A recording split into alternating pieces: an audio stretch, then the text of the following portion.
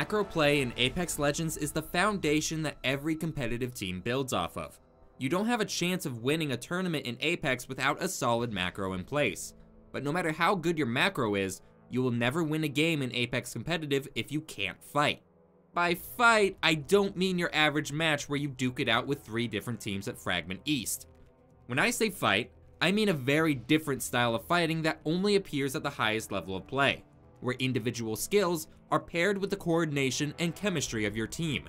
Hi, I'm Moreover, and I am here to help break down the world of competitive Apex. Today, we're going to find out what it takes to win a fight against a pro team, and all of the strategies used to make it possible. Today, let's look into the art of the team fight.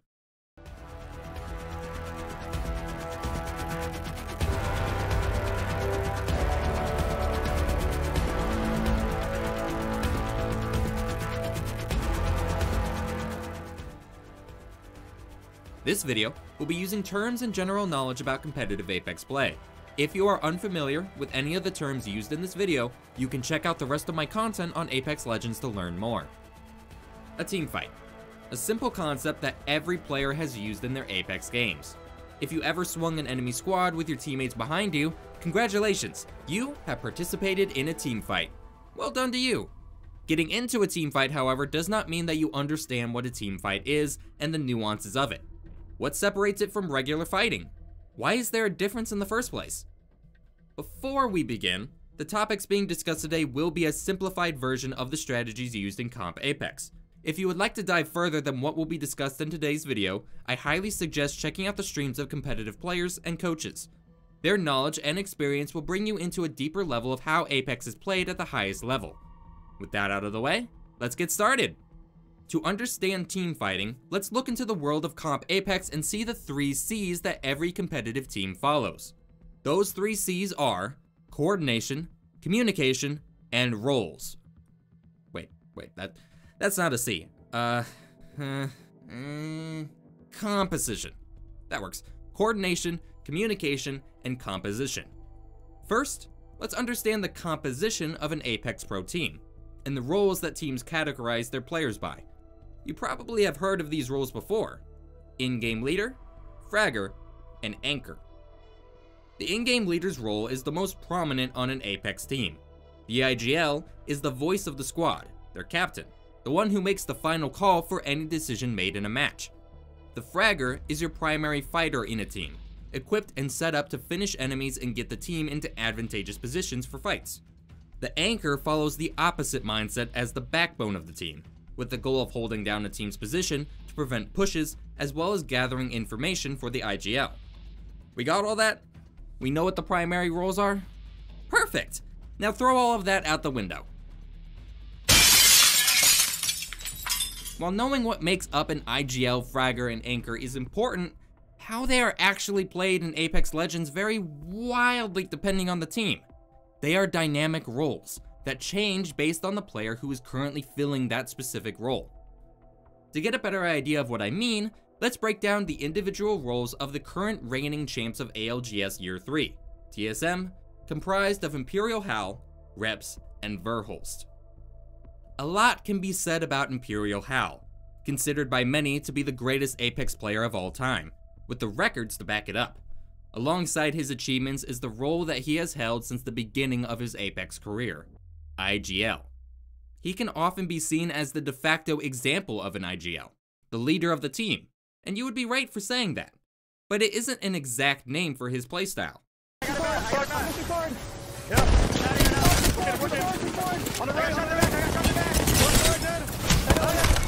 Imperial Hal is usually the first to enter a fight, getting initial knocks on enemies as well as setting up aggressive plays. In the Year 3 championships, he scored 60 kills throughout the whole event, tied for second across the entire LAN. On top of all of that, he frequently is given help on macro and micro calls by his 2 teammates. Wouldn't all of that make him a fragger? The answer is yes. Imperial Hal is a fragger, as well as an IGL. His playstyle is that of both fragging ability and leadership. If you want an easier way of understanding this, imagine that his role was like a class in an RPG, where IGL is one half and fragger is the other. Now, what about Reps? Standing alongside Imperial Hal, Reps is one of the most decorated players in Apex, and has been part of TSM's stable foundation since the beginning. Everything about his style of play screams Anchor, right? Keep looking north and see if there's a fight that goes on. Maybe there's a chance we can third it. Well, no. Reps, as of the making of this video, plays 2 different legends for TSM, Bangalore and Fuse. Neither of those legends are fit for playing Anchor since they lack defensive utility. Fuse with his explosive tools is better fit for Fragger, and Bangalore's frontline smokes makes her great for both Fragger and IGL. So which one is Reps? Neither, in fact. Reps is better explained by a different name we can use, Co-IGL. While all final calls on TSM are made by Imperial Hal, the second person who is always calling out information and suggesting plays for TSM is Reps. And if Hal gets downed, Reps is the one who picks up the IGL role for the leftover duo. Reps is a co-IGL, but is he a fragger or an anchor alongside that? Both, actually. Depending on the situation, Reps can go from firing at the front line to holding down a position and staving off fights. This dual role of fragger and anchor can be described as flex. Altogether, Reps is a co-IGL flex. Finally, we have Verhulst. We maybe push the duo right now. Can you smoke this donut? How am I push below?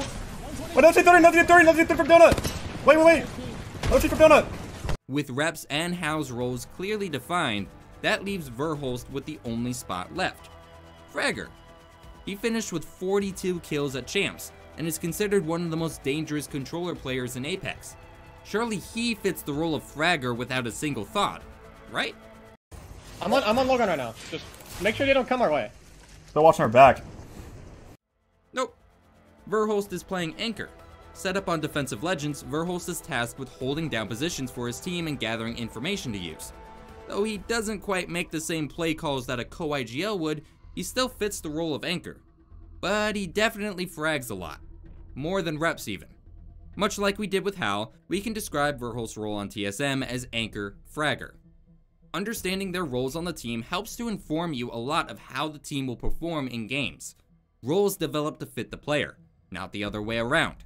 The example of TSM is just one of many you can find in competitive Apex, and knowing their roles on their teams will help you understand the second part of the 3 C's, coordination.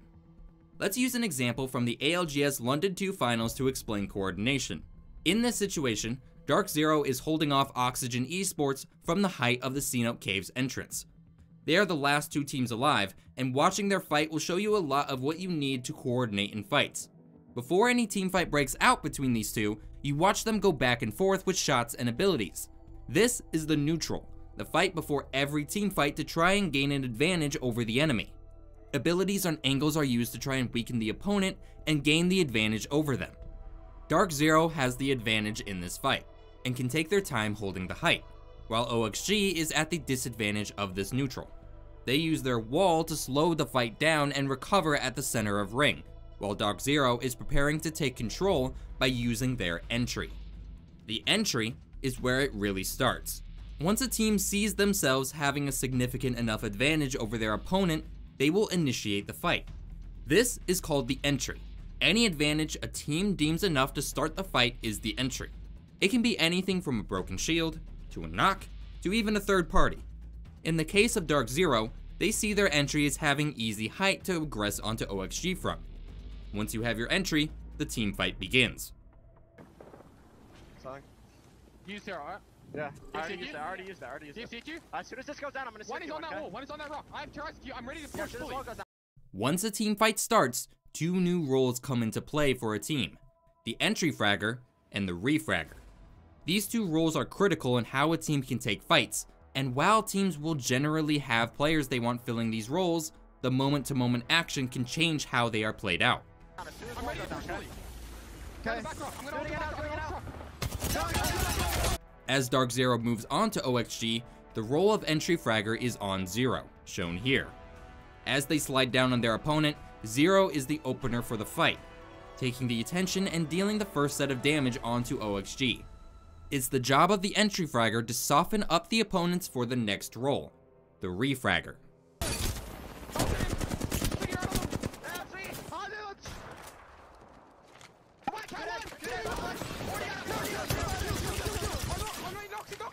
In this particular scenario, both Jen Burton and Zainu are taking the roles of refragger. The refragger's goal in a team is to clean up what is left after the entry fragger's initial attack. Both Jen and Zainu swing on the opposite side of Zero to refrag the two members of OXG weakened by him.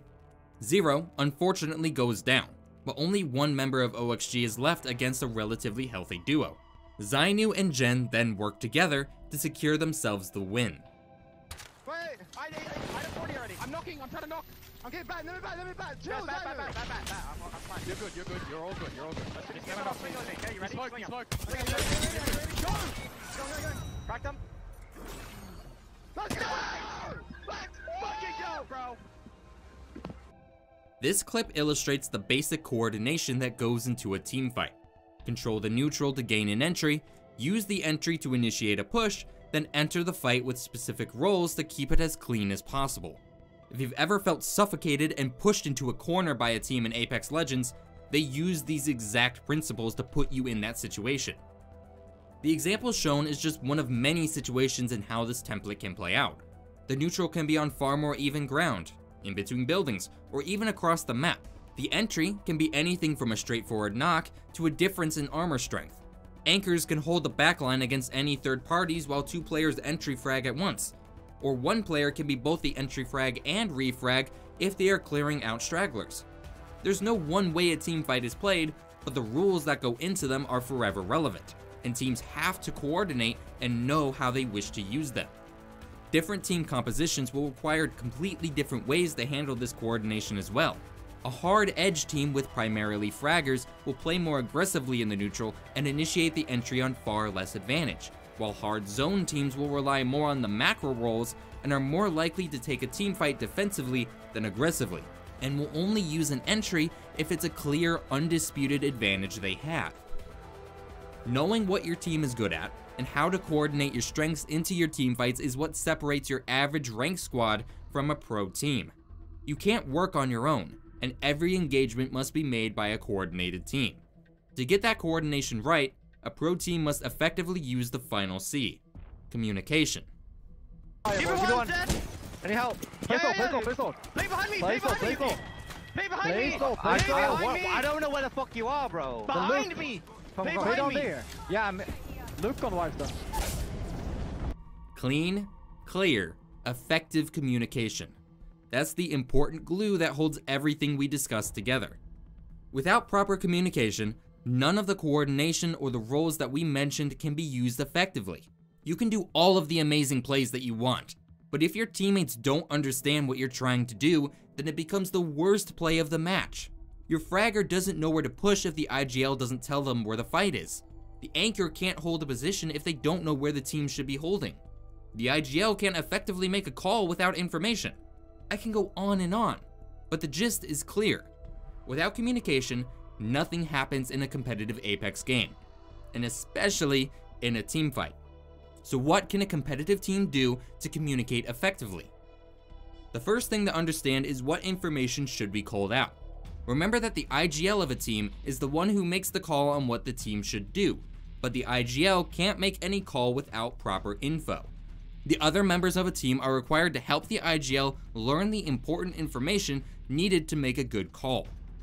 These types of important info include, but are not limited to, where the ring is going, any enemy positions and movements, Team top north side looking right at us. fights that are going on, There's a team fighting over here, looks like. shield health and damage on enemies, They're swinging back in. Give me cracked. Caustic low. and available locations to take space. I think Yuki's is better, bro, because we're gonna get beached here. An informed IGL is an effective IGL, and everyone on the team is expected to keep them well informed. Other things such as available supplies like healing, ammo, and grenades can be helpful to call as well. Co-IGLs will often make play suggestions for the IGL to use. Fraggers can call out vulnerable enemies and good angles to shoot from. Anchors can call major threats to their positioning. Everyone has something they can call out. As long as it is relevant to the current match, teams should always be communicating what they see and what they know. But when the team fight breaks out, communication takes a very different turn. Everyone has an equal role in communicating information on a team, but it's the IGL's job to make the final call on what a team will do. A team doesn't use an entry until the IGL says to. The team doesn't make a rotation until the IGL calls it. That sounds like a lot to place on the shoulders of one player, and it is, but it's necessary to keep a team focused. When a fight starts, somebody needs to direct it, and it's just as important for everybody else to follow along behind it. There's a saying in Apex Competitive: a bad call played together is better than a good call played separately. Let's tune into ALGS Champs to see what I mean. Watch this entire clip from Complexity during the losers bracket and try to see what went wrong. Good. Now get ready for heads on the rock, because they're gonna drop forward. I'm gonna bang with them, I think. They're shooting a I team on my left. think we keep this side, okay? We keep this side. Okay. Nothing now. They walk forward on left. Yeah, they're fighting. Yep, I know. One of them got knocked. My bangle. I killed one. In the water. Oh, look at that. Look at that bang. That bang is 1 Crack one, HP. 80 close to 9. Got one in Q. Bang dead on left, here. I see it right. 1 HP here. On our left. Careful. Bang's dead. Yeah, on our left. I killed the bang. In me. In me, guys. Cody, why did you fucking leave me, bro? Why are you? We gotta hold on. Where? Cody killed one. This is duo. Yeah, It's 2v2. here. Popping back on.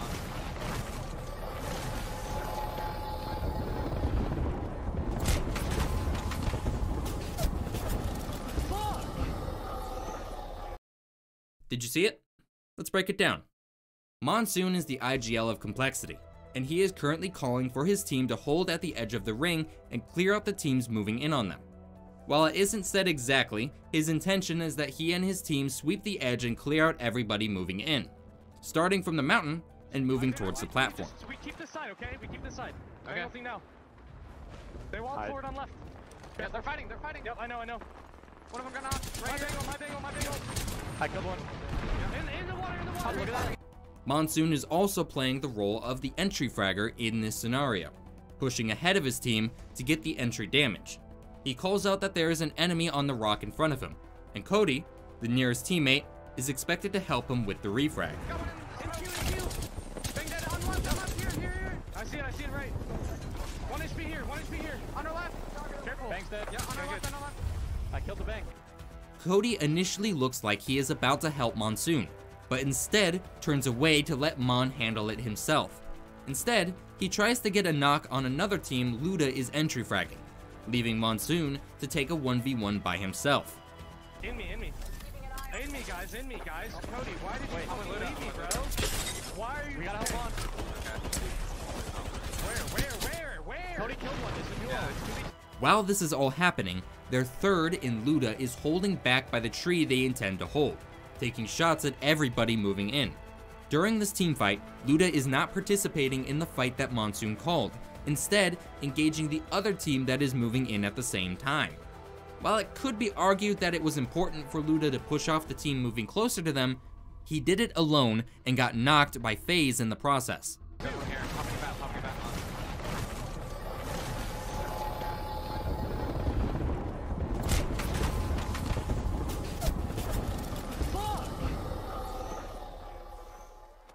Everyone on Complexity is doing something completely different, and this separation leads to them down one and vulnerable to the teams left alive around them, effectively killing their game.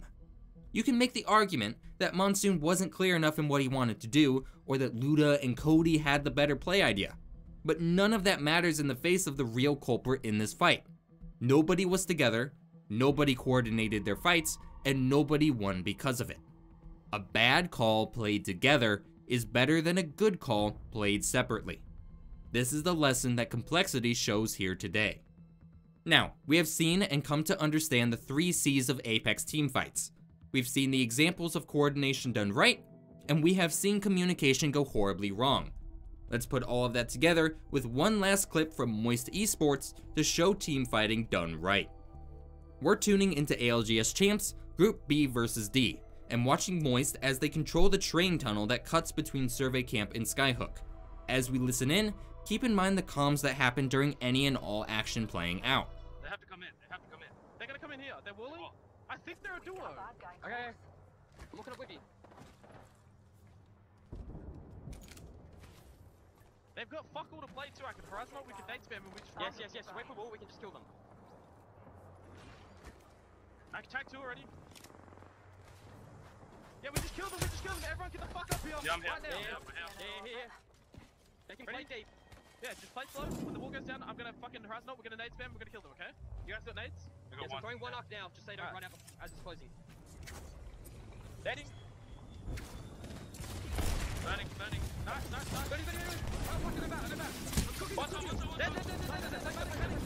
Burning. I'm burning. Kill that, Fussy. Kill that. Finish. Last one. Nice, good check. Turn around. I need Dicky. Note the key things that happened here. Moist had the clear advantage in this fight. That much is obvious, but Moist never underestimates the situation. They wait for the wall, they call for everyone to come together, and they come up with a clear plan for everyone to follow. Communication became coordination, and made sure a clear entry became a clean wipe. Once again, Moist never underestimates the situation. Even as a solo threatens their spot later on, they don't try to fight them carelessly. Can I just try to kill her now? I'm trying to switch backhand off. I can't see her. Well, somewhere, you guys can both jump Someone back say, and Fussy, come. Yeah. Alright, come in. Right? There. Nice. The last major thing I want to emphasize about their play here is how they handle the neutral. Remember that the neutral is the period before a team fight where teams try to gain the advantage over each other. In this endgame situation, Moist recognizes that the height is where they want to play from, and uses it to win the neutral against every team fighting below them, leading to this. I ulted. Come to me. I'm doing. I'm batting. Yes, Line bang on. Show me. they're gonna swing us. They smoke behind. They're smoking. You can gun up. You can swing around at me. And we can They're go wrapping this. our back. Can you smoke I'm here? gonna smoke. I'm gonna second. Smoke here. They're sitting in a bubble here. I got Sky 80. Almost cracked Give one. it to my left. Send me. Crack one. On my back. Wait, hold, right. They're getting wrapped. Two. Shit, guys. Get a catch. One. Give me that. Right,